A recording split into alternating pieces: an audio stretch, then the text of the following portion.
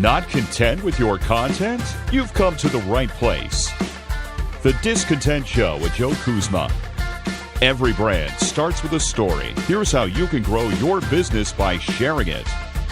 Now, with today's topic, the host of The Discontent Show, Joe Kuzma.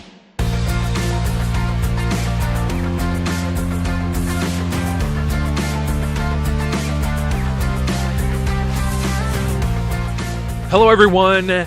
My name is Joe Kuzma, and you are listening to The Discontent Show. That means you are discontent with your content. That means the content you use for content marketing, social media marketing, your blogging, podcasting, social media, I already said, ebooks, email marketing, everything it is that you try and do in the digital age.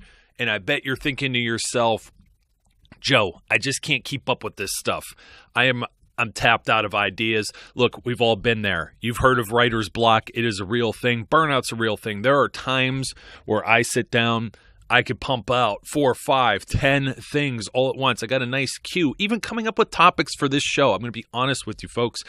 This isn't something that always comes easy, but I've got some tips for you today on how to come up with new content, and I'm going to go through those and try and help you get through the grind when those creative juices aren't flowing. Maybe you're just stuck in a rut or just need to freshen things up a little bit. The best place to look to begin with is all of your old content. Now, if you've only done like 3 or 4 blog posts, 3 or 4 podcasts, you don't have a whole lot to draw upon. This might not be for you because you're going to sound like old hat. You're going to be like a broken record. That's just going to make the wheel spin even more. But if you've been doing this a couple months, 6 months, a year, you're going to acquire new listeners, new followers over that period of time. Not everyone's going to go through and check out your backlog, check out your archives. So you're not trying to pull a fast one on your existing readers or listeners either, because you know what? They might like a little refresh on a topic that you've already covered. So go back, look at your old content. What did you do 1 year from today, 6 months from today? If you have a lot of things that you've written, you may find out that you had a really, really, really, really good idea a year ago. I do this all the time. I get stuck in a rut. I look back.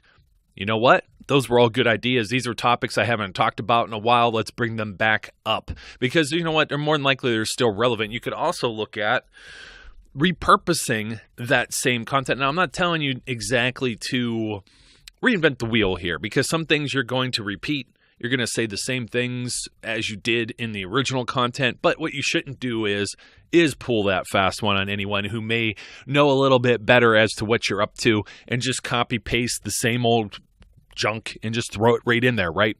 So you're going to want to rewrite that a little bit. You're going to want maybe a fresh spin, fresh take. Maybe it's even something you did, like a list or something that was for, I don't know, 2016, 2017, or early 2018. You could put a year to it and update that. You see that all the time, by the way, when you search for things on Google and you end up bringing up something and it's like the top 5 gadgets of 2018. Where do you think they came up with that idea? Because they've probably been doing the top 5 gadgets for the last 10 years. So it's something that you have. Now, don't get in a lull, because sometimes when you get into like the weekly or monthly feature or whatever, some of it is good to be consistent. Like, for example, I know of one client that likes to do something where it's like the weekly or the monthly questions, and they collect all of the questions that they receive from any of their readers or listeners and then go through them. And that's kind of cool, because I think people look for that.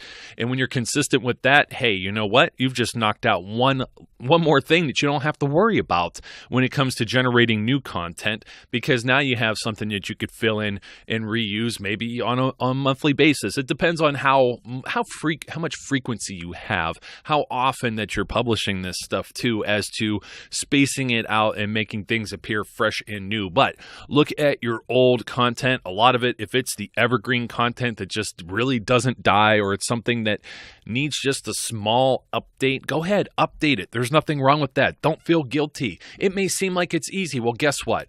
Work smarter, not harder.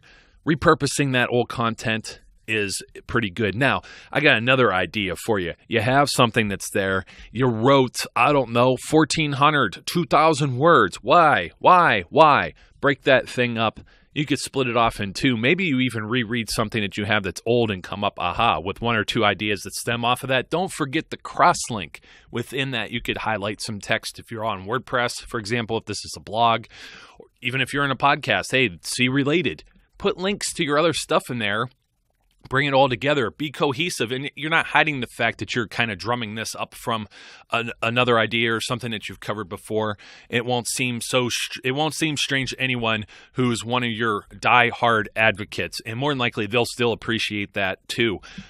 If you're really pressed for time, though, you could pull one of those things out that I said you found it. It's back from 4 or 5 months ago. It's from last month, but you only put it out on your social media, really publicized it once. You don't have enough time today to go in and make a new blog post, or you can't think of anything witty for social media. Go back and do something. I see this, it's called a feature on some of these social media sites, like the things that allow you to post to multiple sites at once. And they try and do it for you automatically, but there's nothing wrong with you doing it yourself manually. I like to call it an echo.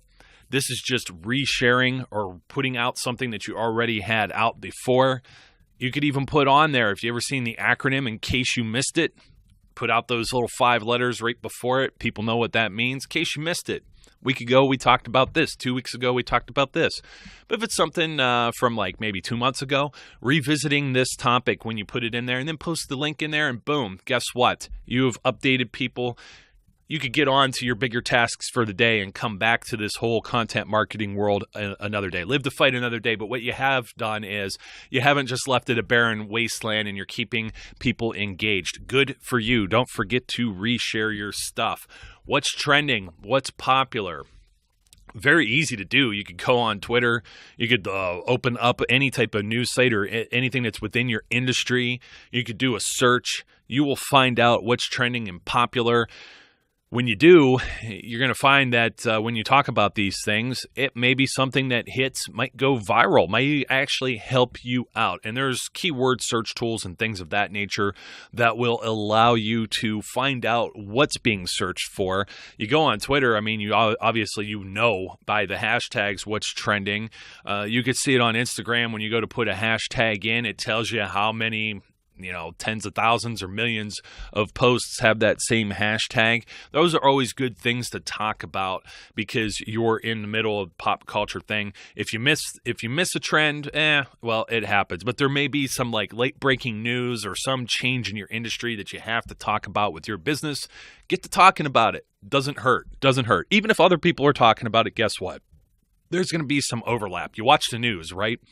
What, out of your big major networks, you got what? NBC, CBS, ABC, Fox, right? The big four, at least. Not talking about cable here, but just your big 4 traditional networks. When they talk about the news, how much more can they talk about? It's the same thing. There's weather. There's going to be some overlap with the weather, and maybe some different guesses with the weather. They're going to give you the sports scores. So there's no harm in overlap there, and you probably have your own take or ideas on the same topic. So don't feel like you're repeating something that someone could get somewhere else, because why would you want them to get it somewhere else? Go right ahead and be the source. I like to look for frequently asked questions personally. I like to ask questions right in Google. You could also ask any of the various robotic things like an Alexa, Siri, Google Assistant, whatever it may be. But you start asking questions and you see what comes up as far as trending, or you look on how to do stuff. Even something as simple as in my own industry here with content marketing, you look up blog tips or something like that, or blog FAQs, and even I can get some ideas on what to talk to all of you about. Why shouldn't you do the same thing? Pick a question and answer it. You may even have something that you just recently got via email or via a phone call or text from a client or customer. Write it down so you don't forget it. Use one of these project management tools I recommend over on my website at joekuzma.com. Get on it and just make sure you don't lose it. It might take you a month to circle back around to get to it, just like it does with me. I've got a bunch of things that are written down, some better than others. Sometimes you'll combine some of them, but guess what? You have this, and now you have a talking point. You have something new for, new content. Do you have an upcoming event, something that's in the near future, fundraiser, dinner, whatever it may be? promote that event. Don't be shy about it. Get it out there. You need to get people to it, right? Unless you're lucky and you sell out or whatever be the case, you have a good turnout, then congratulations. You're already doing a great job because you're probably putting this out there. But doesn't hurt to remind people that there's this event coming up. If you put it somewhere else on your website other than in like a blog, like a blog post, or you didn't talk about it like a podcast or didn't put it on social media, look at all the different things you can do with just that one event. It creates content for you because it is an event. It is a thing to go to and for people to be a part of. So it's one of those things that's just a no-brainer for me. Like I said, the other one I had marked here, and I kind of already gone over this, but if you solved a major problem or someone asked you an important question, maybe you just tackled something, a major project. Now, this is a little different than the FAQ question, but someone asked you, hey, Joe, you know what? This thing's broken on my website, or this update does this, or Facebook has changed this, and Twitter is doing that.